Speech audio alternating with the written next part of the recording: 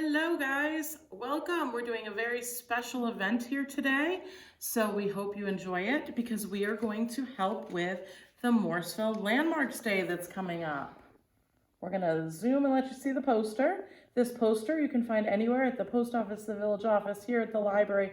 They're located all over town. And it's a special Landmarks Day that we're doing. I'm not doing it, they're doing it. I'm just helping out with the story time on July 30th from 12 until 4. Okay, so as part of it, I said I would do a special historic story time. So as you can see, I've got some kids' books here. They will be on display, and I'll talk about that at the end, that you can come in and check out if you would like. We're going to read a couple of them for you today. Okay, the first one we're going to read about is Last Stop on Market Street. Okay,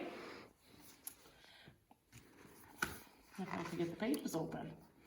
And the reason why we pick these books is they've got historic elements inside. So basically it might be an old building. It might be something that's historic.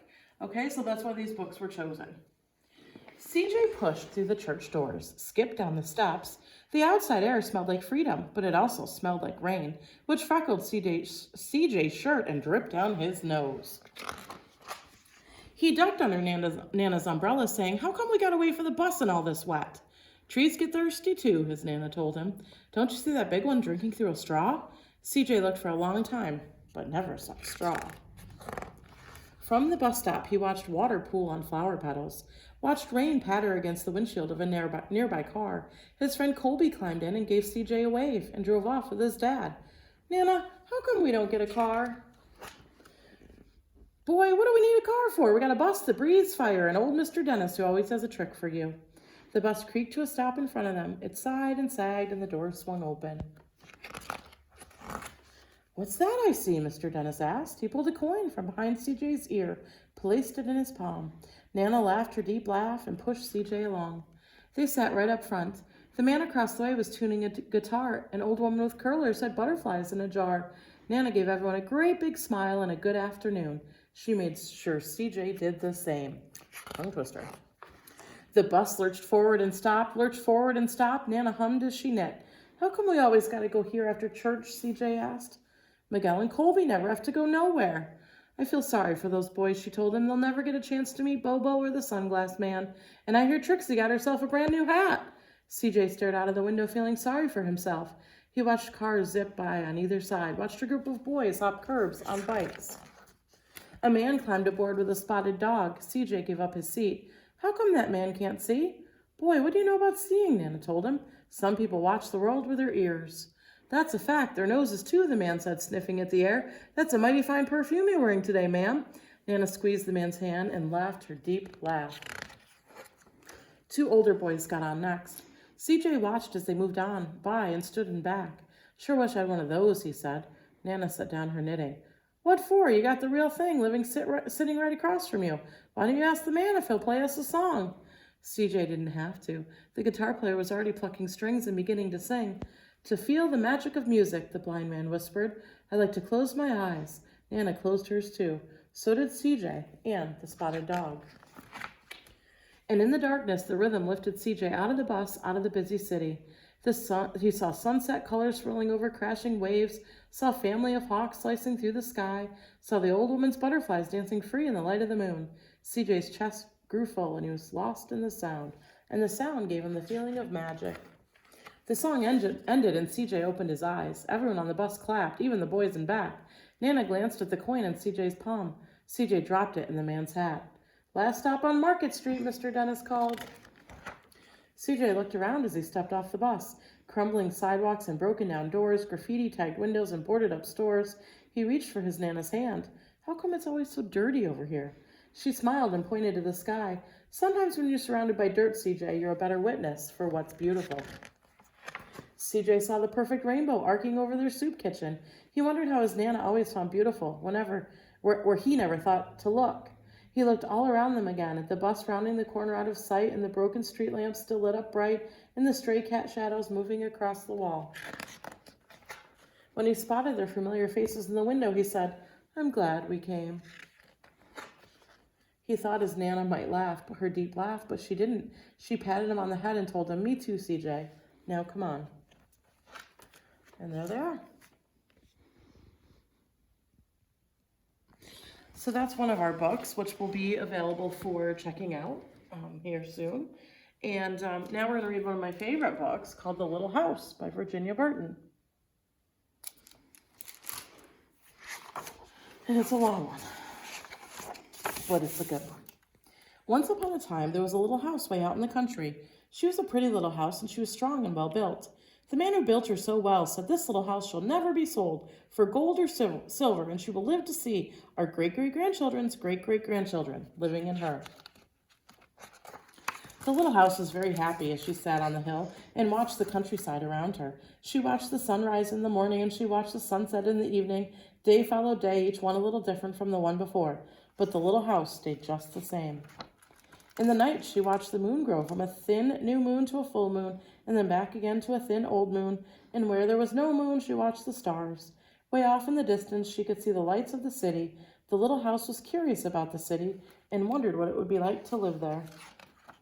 Time passed quickly for the little house as she watched the countryside slowly change with the seasons. In the spring, when the days grew longer and the sun warmer, she waited for the first robin to return from the south. She watched the grass turn green, she watched the buds on the trees swell and the apple trees burst into bloom. She watched the children playing in the brook. In the long summer days, she sat in the sun and watched the trees cover themselves with leaves and white daisies cover the hill. She watched the gardens grow, and she watched the apples turn red and ripen. She watched the children swimming in the pool. In the fall, when the days grew shorter and the nights colder, she watched the first frost turn the leaves to bright yellow and orange and red. She watched the harvest gathered and the apples picked. She watched the children going back to school. In the winter, when the nights were long and the days short and the countryside covered with snow, she watched the children coasting and skating. Year after year, the apple trees grew old and new ones were planted. The children grew up and went away to the city, and now at night, the lights of the city seemed brighter and closer. One little day, the little house was surprised to see a horseless carriage coming down the winding country road. Pretty soon there were more of them on the road and fewer carriages pulled by horses.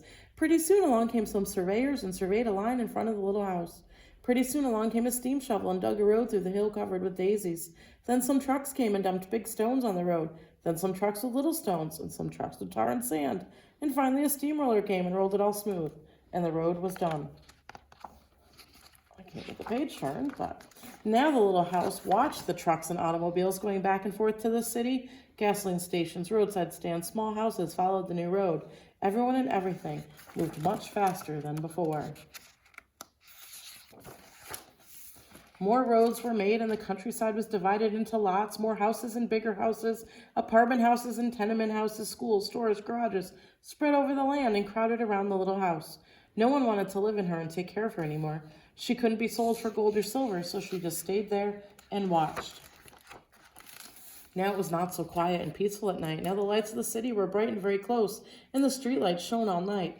This must be living in the city, thought the little house, and didn't know whether she liked it or not. She missed the field of daisies and the apple trees dancing in the moonlight. Pretty soon there were trolley cars going back and forth in front of the little house. They went back and forth all day and part of the night. Everyone seemed to be very busy, and everyone seemed to be in a hurry. Pretty soon there was an elevated train going back and forth above the little house. The air was filled with dust and smoke, and the noise was so loud that it shook the little house. Now she couldn't tell when spring came, summer or fall or winter. It all seemed about the same. Pretty soon there was a subway going back and forth underneath the little house. She couldn't see it, but she could feel and hear it. People were moving faster and faster. No one noticed the little house anymore. They hurried by without a glance. Can you see the little house left there? Broken windows. Pretty soon, they tore down the apartment houses and tenement houses around the little house and started digging big cellars, one on each side. The steam shovels dug down 3 stories on one side and 4 on the other. Pretty soon, they started building up. They built up 25 stories on one side and 35 on the other.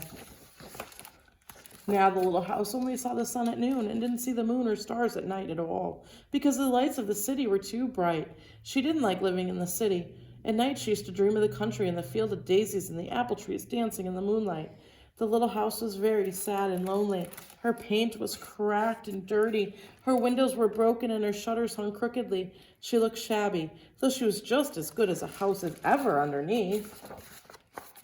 Then one fine morning in spring, along came the great-great-granddaughter of the man who built the little house so well. She saw the shabby little house, but she didn't hurry by. There was something about the little house that made her stop and look again. She said to her husband, "That little house looks just like the little house my grandmother lived in when she was a little girl.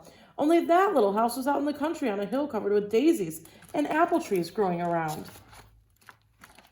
They found it was the very same house, so they went to the movers to see if she could be moved. The movers looked the little house all over and said, "Sure, this house is as good as ever. She's built so well we can move her anywhere." So they jacked up the little house and put her on wheels. Traffic was held up for hours as they slowly moved her out of the city.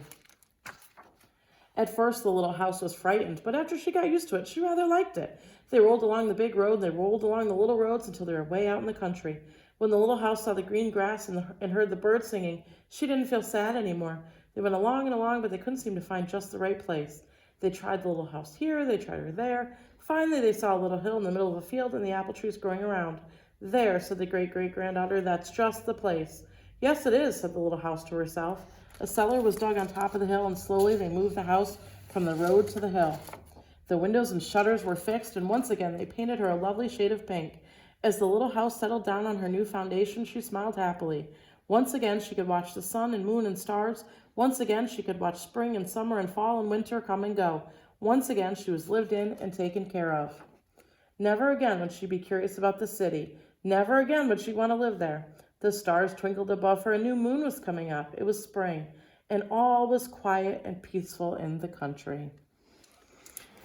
And that, my friends, is one of my favorite books, and it does talk about preserving these houses. Just like, if you haven't noticed, the library is a historic, a national, state, and local landmark because of the fact that we've preserved it. So now that you've listened to my story, there's a couple of things you can stop in and get. You can stop in, if you see the story time, and it's all broken up so I can't tell you, but it's a picture of the library. And you can stop in, and it's a puzzle, and you can take it home and you can make the puzzle and rebuild the library for us, okay? And also, because we're talking about history, there was a game that was played often when kids were little, before we had Switches and DS's and PlayStations and all that kind of stuff, computers. The kids used to play outside. So you could stop in and get your own bag of marbles. It's got everything you need, from the chalk to the rules to the marbles. And you can stop in and you can take it home with you and you can play a game from long ago, okay? Now, some points to mention before we end this. This has been posted today, July 26th, and it'll stay on our Facebook through August 5th. So you can stop in and pick up the crafts that I just showed you. We'll also have a display with the books that you already saw, as well as some movies that have historic elements in them and some books for adults about history and preservation. Okay, so you can stop in anytime from today through August 5th, okay, and pick this stuff up and hopefully attend. We're going to end with the poster, and possibly, hopefully you can attend the Landmarks Day on July 30th from 12 to 4.